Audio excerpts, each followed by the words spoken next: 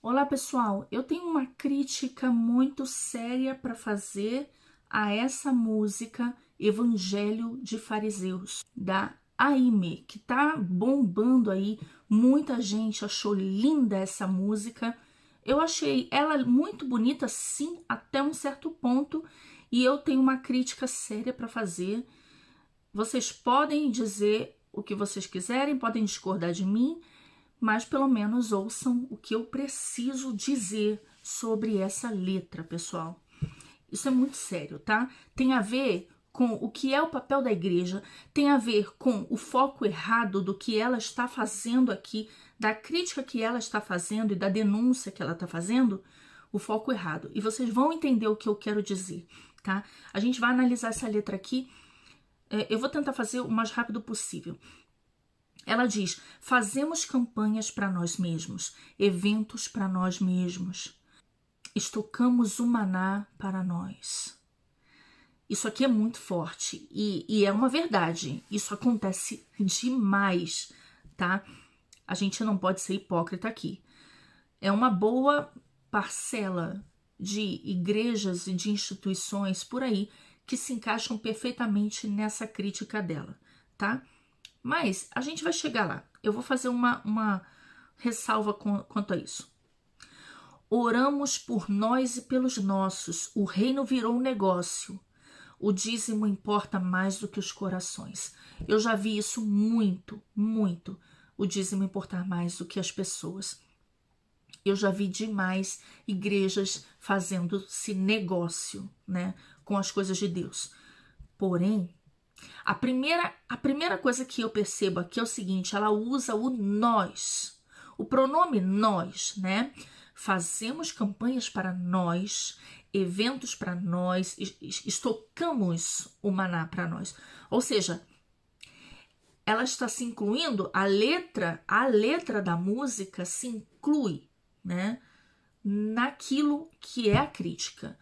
Quando a gente faz, por exemplo, se eu tiver que pregar numa igreja e falar para as pessoas assim: irmãos, vocês têm que se arrepender dos seus pecados. Olha, vocês têm que orar mais. Vocês têm que confiar em Deus. Vocês têm que. Não. É nós temos que orar mais, nós temos que confiar em Deus. Ou seja, a palavra de Deus ela vai servir para todos nós.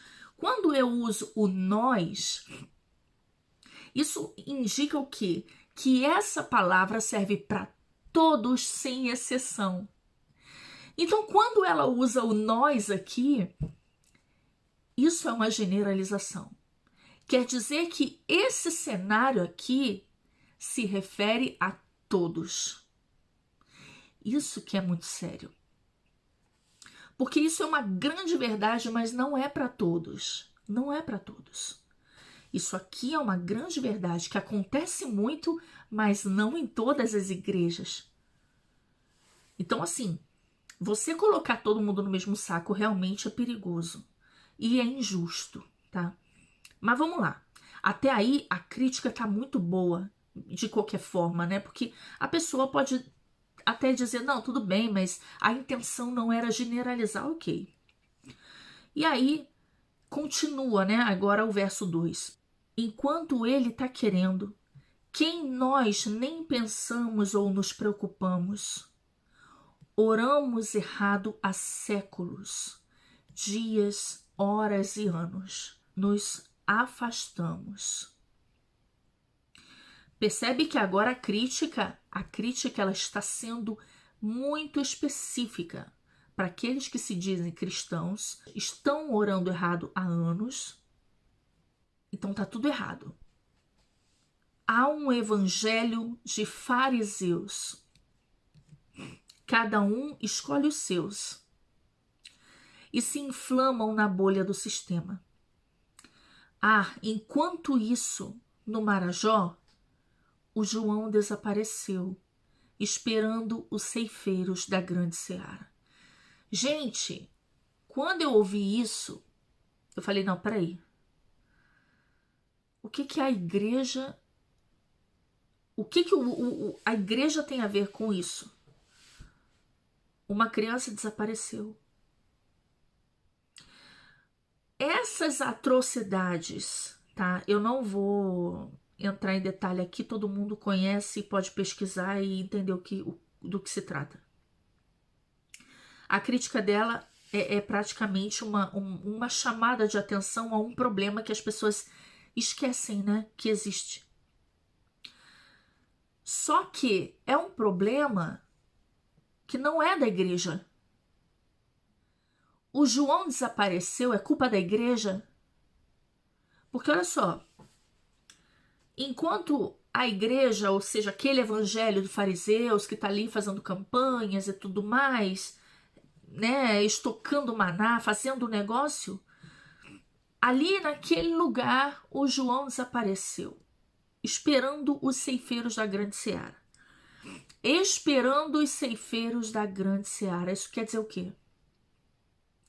Que ali naquele lugar nunca chegou ceifeiros da grande seara? Nunca chegaram missionários naquele lugar? Será mesmo? Porque eu ouço de missionários que foram para lá muitas vezes. Como assim? Esse problema acontece ali porque os missionários não chegaram ali? Será que os missionários, quando chegam numa cidade, se resolvem todos os problemas sociais dessa cidade? Então, se a gente vê, por exemplo, missionários, eu tenho amigos que vão pregar na Cracolândia, por exemplo, né? Vão evangelizar ali, porque o papel da igreja é evangelizar, é pregar o evangelho, é pregar as boas novas, é pregar arrependimento de pecados. Não é resolver os problemas sociais do mundo. Então, os missionários, por exemplo, vão lá na Cracolândia, pregam o evangelho, pronto, magicamente a Cracolândia não existe mais. O problema ali desaparece, né? Será mesmo? Porque os missionários que vão ali para o Marajó, será que eles são responsáveis pelo desaparecimento do João? Gente, para pensar.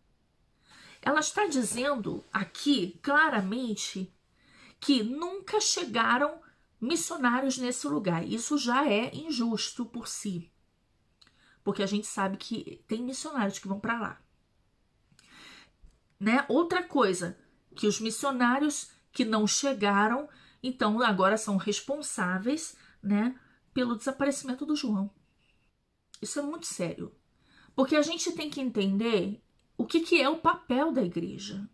Quando a igreja vai na Cracolândia pregar, se um se arrepende e se converte a Jesus e se liberta, isso não vai fazer com que a Cracolândia deixe de existir, o problema social ali deixe de existir.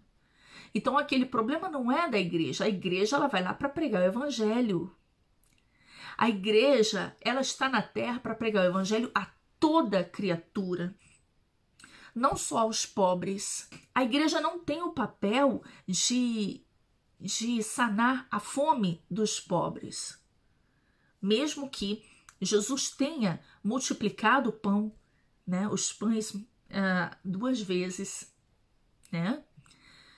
Mas o papel da igreja não é esse. O papel da igreja é pregar o evangelho. Quando a igreja faz boas obras, é dentro de um contexto de resgatar uma vida para o evangelho. Então, a igreja não tem responsabilidade sobre os problemas sociais. Vamos ver, assim, com relação à política. Quem seria responsável para resolver esse problema aqui do Marajó?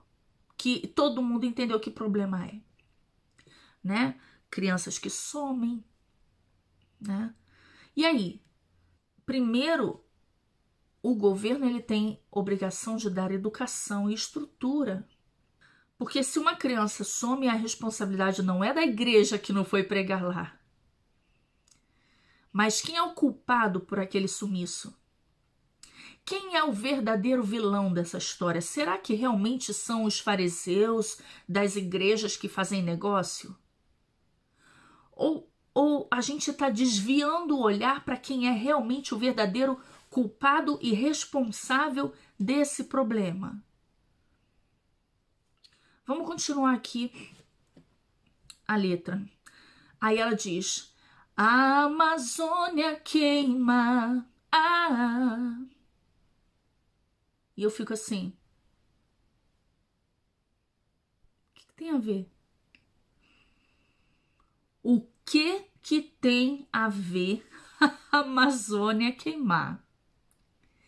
A não ser que ela tenha colocado isso aqui como uma metáfora, né? Agora, queimadas na Amazônia, eu sinceramente eu não entendo qual é o papel da igreja nisso.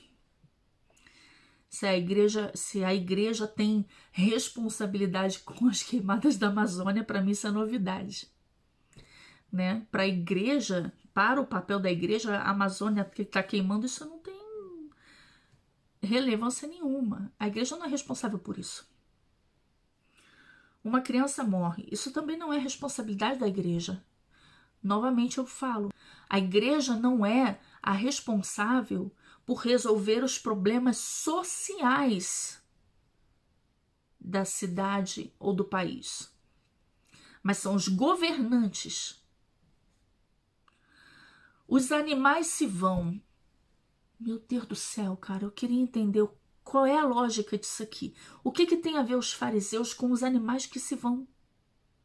Será que os fariseus não estão pregando, né? Jesus mandou pregar o evangelho a toda criatura, né? Então, quer dizer, os animais são criaturas também, tem que ouvir o evangelho. Não tem lógica isso aqui. Superaquecidos. Ou seja, ela faz um discurso ali de...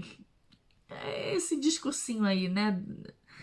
Essa falácia toda, né? Aquecimento e tal.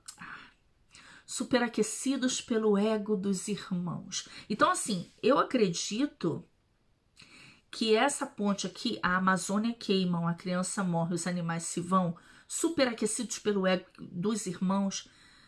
Eu acho que a Amazônia queima e animais que se vão é metafórico, porque explica para mim aí, se alguém entendeu o que ela quis dizer, fala para mim aí, por favor. Eu quero entender, tá? Então, qual é a metáfora aqui? Porque, sinceramente, temos que ter consciência do problema, sim, mas a igreja não tem nada a ver com isso, né? Um evangelho de fariseus. Tipo assim, o evangelho é o que, afinal? É pregar que Jesus veio para morrer pelos nossos pecados e nós então temos que nos arrepender dos nossos pecados e crer no que ele fez para sermos perdoados os nossos pecados e termos a vida eterna? Até agora eu achava que era isso o evangelho, né? Não resolver queimada na Amazônia e desaparecimento de criança e os animais que se vão. Estamos apodrecendo o corpo de Cristo. Cara, meu Deus do céu. Se você está discordando do que eu falei até agora, por favor, saia desse vídeo nesse momento, porque senão você vai passar raiva comigo agora que eu vou ler a segunda parte da música. Aí você vai passar raiva. Então, se você não quiser passar raiva, você pode sair do vídeo agora, né? Já pode sair me xingando aí na metade do vídeo, não tem problema, tá? Vamos lá. Estamos apodrecendo o corpo de Cristo. Estamos? Quem? Quem? Quem está apodrecendo o corpo de Cristo? Ninguém apodrece o corpo de Cristo. Só quem falaria uma frase dessa é Satanás, ao meu ver, né? Demônios diriam isso. Tipo assim, nós estamos conseguindo fazer com que a igreja se contamine, se corrompa a ponto de apodrecer. Então, quem falaria isso na primeira pessoa do plural, nós? Isso me parece um deboche, uma torcida para a derrota da igreja, sabe? Porque é verdade que a gente vê muita corrupção no meio da igreja, isso é fato, gente. Mas a pessoa faz uma música como se estivesse torcendo para piorar, sabe? Estamos apodrecendo o corpo de Cristo. o sangue não está circulando. Olha, gente, isso é muito pesado. O sangue está coagulando. Isso não é fala de Deus, não. Isso não é de Deus, não. Isso não é de Deus, não. Estamos no ápice da nova era. Caramba. Já entendi de onde vem essa música. A falsa noiva se rebela. A falsa noiva. E a noiva verdadeira? Cadê? Contra o noivo que espera ver um caráter cristão. Mas se é falsa noiva, ela está falando do joio. O joio vai sempre crescer junto com o trigo, isso é fato. Jesus disse que ele vai separar o joio do trigo só quando ele voltar. Então por que você está preocupado com o joio? Você não tem que preocupar com o joio. Tem que só saber reconhecer. Tem que saber andar no meio do joio sem se contaminar. Fazer a diferença, ser luz no mundo, sabe? Qual é o papel da igreja? É resolver os problemas sociais do mundo, do país? Agora uma coisa muito séria. Quem são os responsáveis por esse problema aqui no Marajó? Será que essa moça, ela tá usando essa parte de igreja que é joio? Ela tá usando esses fariseus como espantalho para não apontar o real responsável e culpado por esse problema aqui do João que desapareceu? É uma pergunta. Será que para apontar para os fariseus desse tempo é fácil? Muito fácil. Agora vai apontar para os responsáveis e os autores de todas essas atrocidades que a gente vê no Marajó. Será que alguém tem coragem de apontar e falar nomes de quem é? Porque apontar os fariseus como se os fariseus de um falso evangelho, né? Apontar eles como responsáveis, porque é isso que ela está dizendo. É por causa deles, porque eles não foram lá pregar no Marajó. É por isso que o João desapareceu. E a Amazônia queima. Gente, sério. O comecinho da letra estava maravilhoso. Você fala, caramba, isso aqui é muito, muito legal, né? Você mostrar a questão da corrupção de algumas igrejas, né? Mas aí associar isso com problemas da nossa sociedade que não são responsabilidade da igreja e nem muito menos culpa da igreja, a não ser que um desses responsáveis por essas atrocidades seja um desses fariseus. Então, faça nomes, não vai colocar todo mundo, todos os cristãos no mesmo saco, não. Porque isso é injusto, né? Quem seria o responsável para resolver esse problema? Será que não é o nosso governante do momento, né? Que está sempre em luta pelos pobres? Cadê? Né? Cadê? O outro que saiu, que mandaram embora, estava lá tentando resolver, né? E aí agora voltou o problema. Bom. E a Amazônia queima, né?